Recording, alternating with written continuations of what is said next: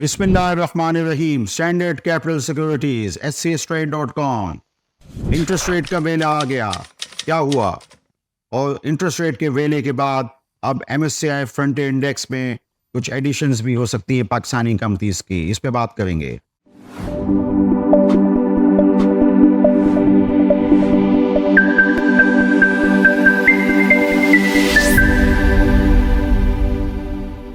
शरह सूद का वेला आ चुका और स्टेट बैंक ऑफ पाकिस्तान ने 250 बेसिस पॉइंट कम कर दिए और पाकिस्तान का शरह सूद अब 15% हो गया 17.5% से।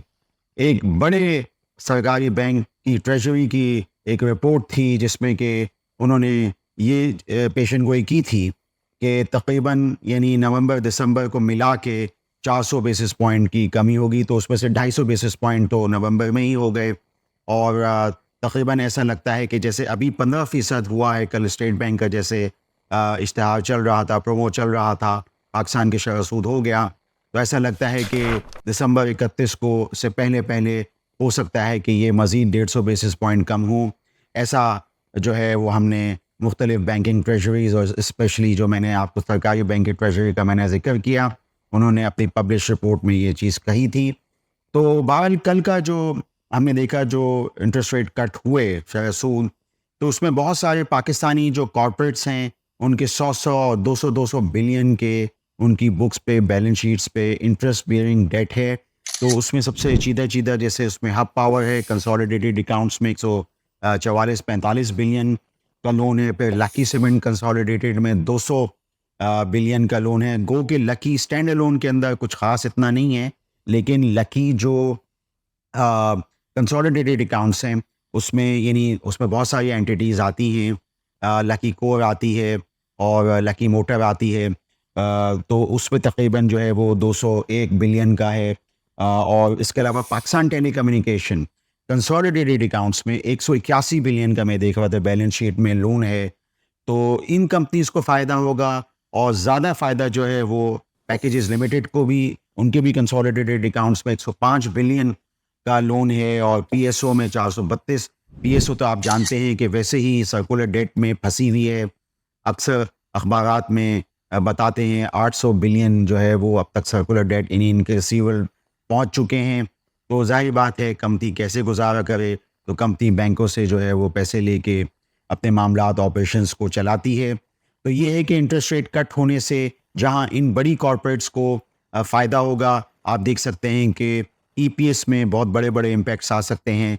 तो वहाँ पे पाकिस्तान की जो मईशत है उसका भी पहिया चल सकता है। ये बहुत ही अहम चीज़ है। मैं देख रहा था कि जो सीमेंट सेक्टर होगा, आगे चल के कंस्ट्रक्शन सेक्टर का पैकेज की बात हो रही है, तो सीमेंट सेक्टर उसमें सबसे अहम कंपनी है। और साथ ही साथ प्लास्टिक के दाने बनाने वाली कंपनियां, क्योंकि प्लास्टिक पाइप्स बनते हैं, तो वो कंपनीज भी जो हैं वो अब वापस लोगों की नज़रों में आ जाएंगी। कंस्ट्रक्शन सेक्टर का बूम होगा। ग्लास सेक्टर जो काफ़ी इस वक्त सुस्त रवि का शिकार है, फ्लोट ग्लास, वो भी चलना शुरू हो जाएगा। तो ये मिन हैसुल एक मुल्क के और एक मईशत के ये एक बड़ी ख़बर है। और पाकिस्तान में शरह सूद जो हैं वो अब कम होता हुआ 15% और मुमकिन तौर पे दिसंबर 31 को मज़ीद और कम हो जाएगा।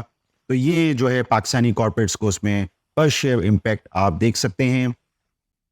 अच्छा, अब इसमें मैं एक उमूमी तौर पे ये बात करूँगा कि शरह सूद की कमी से सबसे ज़्यादा फ़ायदा सीमेंट सेक्टर, यानी काम चलना शुरू हो जाएगा, यूटिलाइजेशन लेवल बढ़ जाएंगे।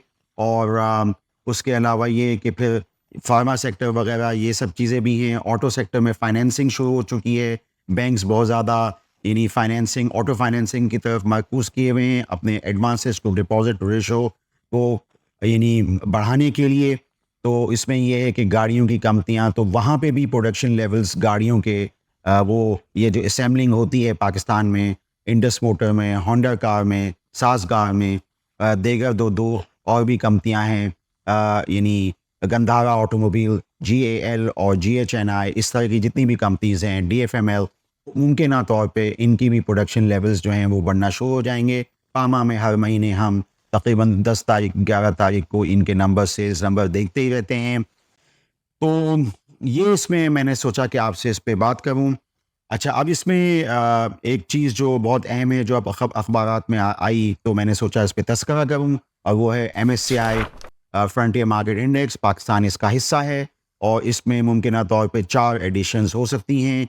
मासिर ने बताया कि इसमें फ़ौजी सीमेंट है, चराट सीमेंट, फ़ौजी बिन कासिम कोहाट सीमेंट। अब जैसे फ़ौजी सीमेंट है, तो फ़ौजी सीमेंट का मैं तवातुर से आपको बताता रहा हूँ, मतलब मेरी ज़बान थक चुकी है। मैं आपको ये बताता रहा हूँ कि 10.6 मिलियन टन कैपेसिटी का ये प्लांट है और अब यूटिलाइजेशन लेवल्स आहिस्ता-आहिस्ता बढ़ेंगे। पहले क्वार्टर के नताइज बेहतरीन आए और पिछले फिस्कल से इसने डिविडेंड भी देना शुरू कर दिया। तो ये फ़ौजी सीमेंट, अगर आपको किसी भी सरमायाकार को हमारी मार्केट, PSX, KC100 कुछ समझ में ना आ रहा हो, तो फ़ौजी सीमेंट जो है वो सबसे आसान स्टॉक है बताने के लिए, क्योंकि सीमेंट सेक्टर के मैं उससे बात कर रहा हूँ, प्राइस अर्निंग मल्टीपल के हवाले से बात कर रहा हूँ, प्राइस टू सेल मल्टीपल के हवाले से बात कर रहा हूँ कि फ़ौजी सीमेंट जो है वो चंद चीधा-चीधा पाकिस्तानी स्टॉक्स में से एक है। एक ज़माने तक साल में 2 दफ़ा डिविडेंड दिया करता था, जर्मन प्लांट, और ये कि 100% कैपेसिटी भी हो सकती है, यूटिलाइजेशन।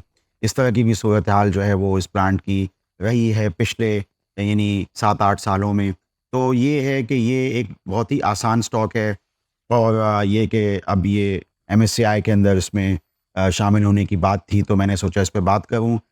इसके अलावा दीगर जो स्टॉक्स हैं, उस पे भी मैंने चराट सीमेंट पे और पायनियर सीमेंट पे बहुत ही सर हासिल गुफ्तगू की थी। हम मज़ीद इस पे बातचीत करते रहेंगे।